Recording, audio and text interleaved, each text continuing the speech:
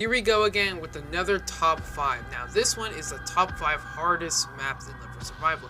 Now this is mainly going to be biased for the infected side, so these are the top 5 hardest maps but for survivors.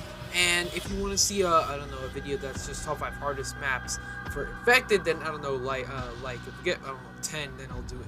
But yeah, these are the top 5 hardest maps for survivors to win, or even just to do really anything good on. But let's begin. Number 1. Peeking its way into the number 5 spot is, of course, Frozen Peak. Now, Frozen Peak doesn't really have much in its basic looks. First of all, there's a giant mountain with full of snow everywhere, and then on the other, or beside the mountain, there is a 2 building, or just a 2, fuck's sake.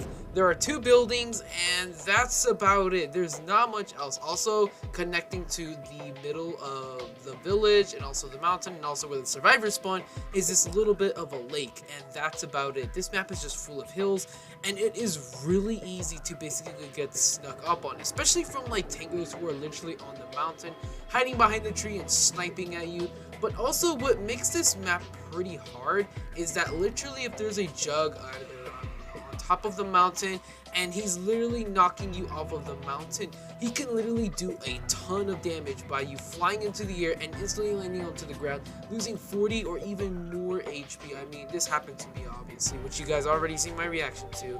And yes, it is pretty hard kind of a map, but it is kind of easy if you got like a good team, and obviously if you're staying like at the village.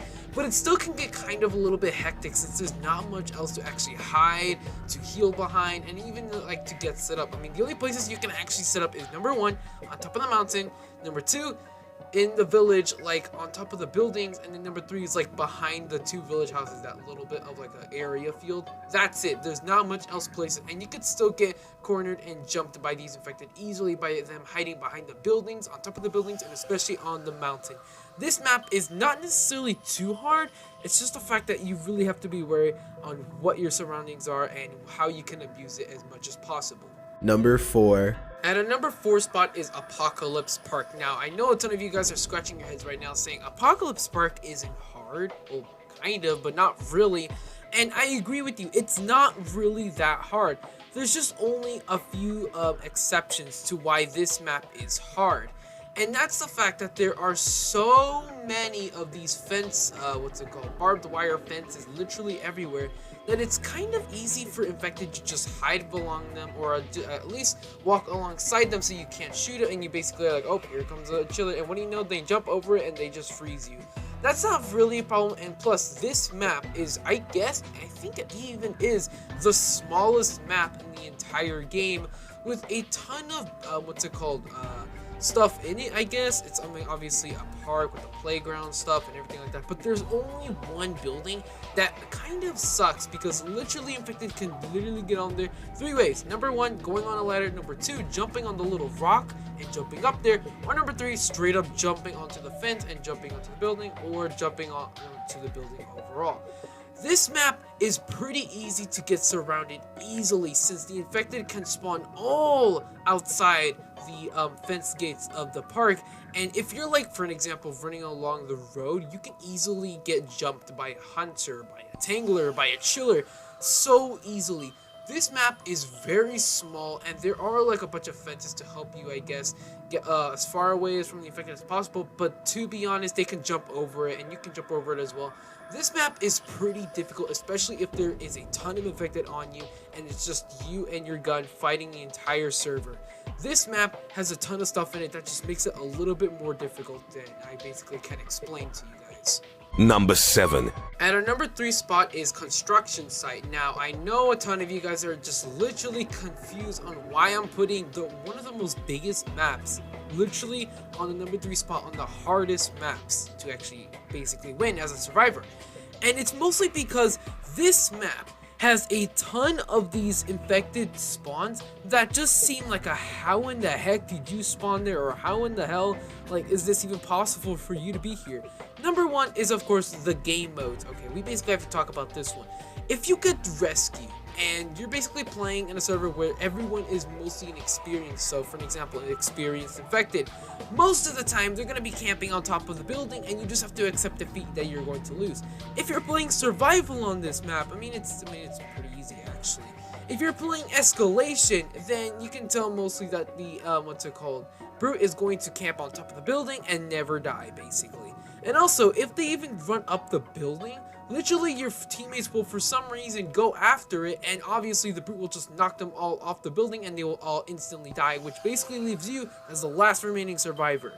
And arena is a little bit hard as well, since literally infected can spawn on top of the building, snipe at you, and the only real way to actually kill, like for an example, a tingler who has your teammate, is to have an RPG so you could nuke them. But if they're like further away from where you can see them, then let's just hope you get up there fast enough to maybe to possibly kill them.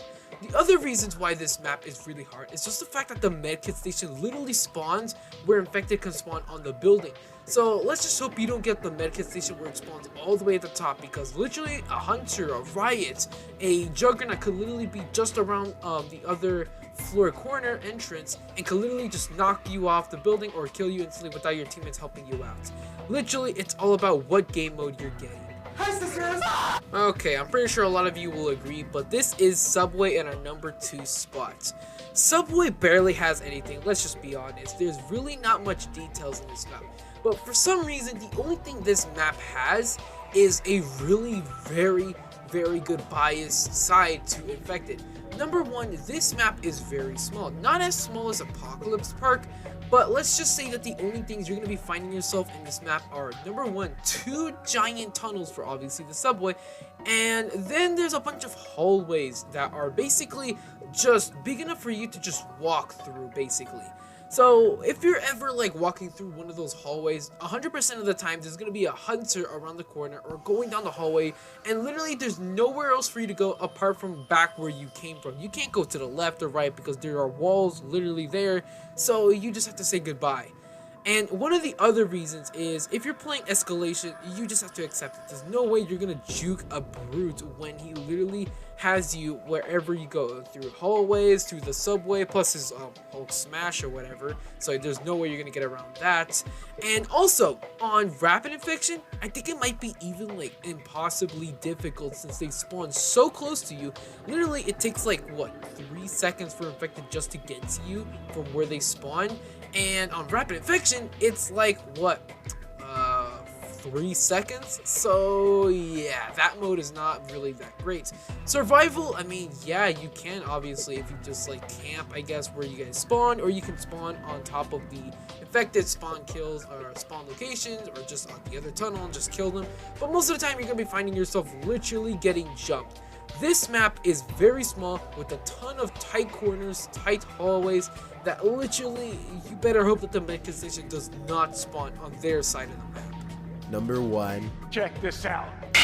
And finally, number 1, which was technically my most favorited map until obviously we all know what came up. It is the Juggernaut Flying Punch. Salty Sea Harbor takes the spot for number 1 as the hardest survivor map in the entire game, really. And this is mainly because literally whatever you do, if there is a Juggernaut and they are not even experienced, you're going to die. Mainly because once they push you off and you're just even close to an edge of the map, you're gonna go flying off the map and instantly you are basically insta-killed. It's basically like whatever, if you even move, you will die. And that makes little to no sense, really. But this map is basically the godsend for infected, especially for like rescue or escalation. Escalation, literally the brute can just hit you off the map with one hit, or what you could say, with one super smash ability, and you're dead. Juggernaut can literally hit you off the map if you have heavy, light, or speed armor. If you have Juggernaut armor, then I guess you're good, but still they can actually still push you off if you're close to the edge of the map as well. This map is incredibly difficult, especially the fact that the infected spawn a ton of other locations. For an example, they spawn behind the building where you spawn, they spawn behind containers, they spawn literally everywhere, every single corner. And once you kill an infected, there's a high chance that they'll literally spawn inside the containers or around the containers or even literally behind the building you're literally up against. This map is incredibly difficult, especially if a Juggernaut even spawned. If they do, which is like 80 or 90% of the time, you know you've already lost. But yeah, that's it. And yeah, hopefully you guys enjoyed this video. Thank you so much for watching. I'll see you about 42 years and have a great game.